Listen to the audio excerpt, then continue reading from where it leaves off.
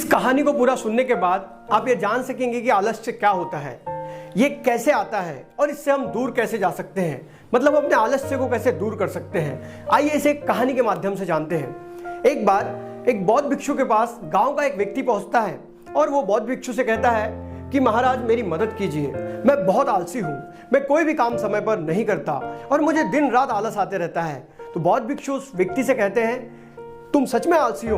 तो वो कहता है हाँ, सारा गांव कहता है मैं आलसी हूँ। तो बौद्ध भिक्षु कहते हैं तुम्हारे पास इसका कोई प्रमाण है कि तुम आलसी हो?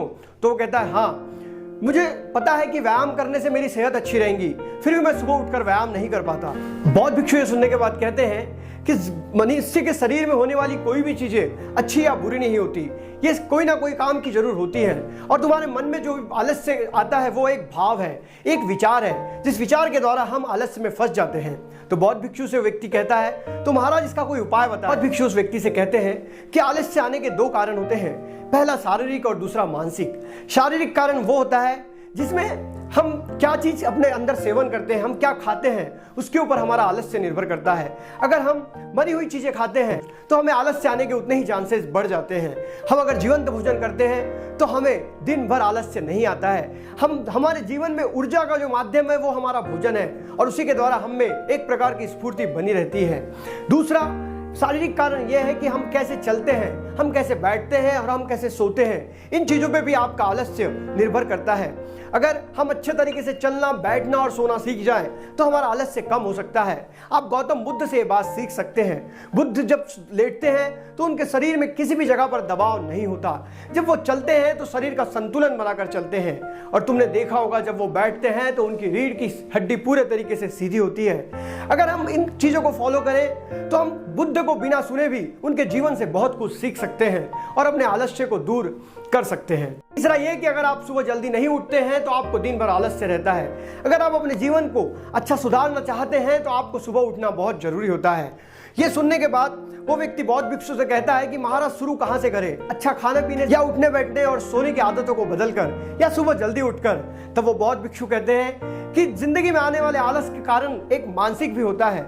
मानसिक कारणों में सबसे पहला कारण यह है कि हमारी मन की धारणा। जी हाँ, हम क्या सोचते हैं। हम बहुत बार किसी काम को करने से पहले ही सोच लेते हैं कि ये काम मुझसे नहीं हो पाएगा, क्योंकि हमने कुछ दिनों पहले उस काम को किया होता है और वो हमसे नहीं हो पाता।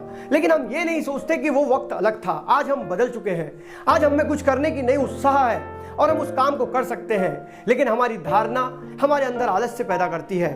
दूसरा कारण ये कि हम ऐसे लोगों के साथ रहते हैं जो छोटी सोच की और आलस्य करने वाले होते हैं, जो हमेशा काम को डिले करने वाले होते हैं। उसके द्वारा भी दूसरे व्यक्ति से हमारे अंदर आलस्य आ जाता है, हम में खुद आलस्य नहीं होता। और ये बात हर व्यक्ति अनुभव करता है। उस व्यक्ति ने भी कहा जी हाँ महाराज, मैं ये बात अनुभव करता हूँ कि जब हम नकारार्थी लोगों में बैठते हैं, हम ऐसे माहौल में रहते हैं जहाँ हर कोई नेगेटिव है, तो हम भी नेगेटिव होने लगते हैं, हमें भी वो आलस्य कूट कूट कर भरने लगता है। बौद्ध भिक्षु ने कहा कि तीसरा कारण है आपके विचारों का स्पष्ट न होना। जी हाँ, आपको जो करना है उसके लिए आप स्पष्ट नहीं होते। आपके मन में संकोच वृत्ति होती है कि मैं इस कार्य को करूं या ना करूं। अगर तुम अपने घर का रास्ता भटक गए हो और शाम हो गई है तो तुम अपने घर के लिए प्रस्थान करना चाहते हो, लेकिन घर पता नहीं है, तो तुम क्या करोगे? तो वो व्यक्ति कहता है मैं अपना घर ढूंढूंगा। तो बौद्ध भिक्षु कहते हैं कि तुम अपने घर को ढूंढ रहे हो, बहुत देर से ढूंढ रहे हो, लेकिन अगर तुम सफल ना हो तो तुम क्या करोगे?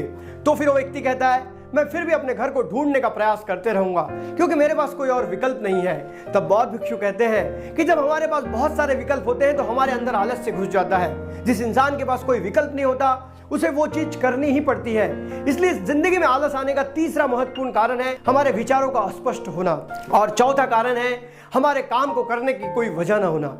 बौद्ध भिक्षु उस व्यक्ति से कहते हैं अगर तुम रास्ते से कहीं जा रहे हो और तुम बहुत थक गए हो तो तुम सोचोगे कि अब मैं बैठ जाऊं, लेकिन उसी वक्त तुम्हें अगर कोई वहां शेर दिख जाए तो तुम बैठ ना पाओगे और भागते भागते पूरी ताकत लगा दोगे, क्योंकि उस वक्त तुम्हारे पास वजह होंगी। अगर तुम रुक गए तो शेर तुम्हें खा लेगा। उसी प्रकार हमारे जीवन में भी होता है। जब हम किसी कार्य को करते हैं और उस कार्य को करते समय अगर हमारे पास कोई वजह ना हो तो हम उस कार्य को नहीं कर पाते और हमारे अंदर आलस्य घुस जाता है। इसीलिए आज तुम सुबह उठकर व्यायाम नहीं कर पाते, क्योंकि तुम्हें आने वाले रोगों का पता नहीं है कि तुम्हारा जीवन आज तो अच्छा है, लेकिन अगर तुमने व्यायाम नहीं किया तो आने वाले जीवन में बहुत सारे रोग तुम्हें घेर सकते हैं और तब तुम्हें वजह मिल जाएंगी और तुम व्यायाम करने लगोगे। इन कारणों के कारण तुम्हारी जिंदगी से आलस्य दूर नहीं हो पाता। जिंदगी से अगर आलस को दूर करना चाहते हो तो तुम्हें इन 7 चीजों पे कार्य करना होगा, और इन 7 चीजों को अगर तुम स्पष्ट रूप से कर लो तो तुम जिंदगी में कभी आलसी नहीं बन पाओगे। इसलिए कोई भी काम करते समय उस काम की वजह ढूंढो और अपने विचारों को स्पष्ट रखो। ऐसे लोगों के साथ मत रहो जो आलसी हैं, नेगेटिव सोच रखते हैं और हमेशा नेगेटिव वातावरण तैयार करते हैं। और हमेशा अपने आप पर भरोसा करो। अगर तुम अपने आप को किसी काम के काबिल समझते हो तो तुम्हारे अंदर आलस्य आने का प्रश्न ही पैदा नहीं होता, और अगर अपने आप को काबिल नहीं समझते हो तो 100% तुम में आलस्य आएगा ही। दोस्तों, छोटी सी कहानी, इस कहानी से अगर आप ये जान सके हैं कि आलस्य को दूर कैसे करना है तो वीडियो को लाइक करें। मैं इस चैनल पे ऐसे ही वीडियोस लाते रहता हूं, और साथ ही साथ अपने दोस्तों से भी शेयर करें। मिलते हैं अगले वीडियो में, तब तक के लिए जय हिंद, वंदे मातरम।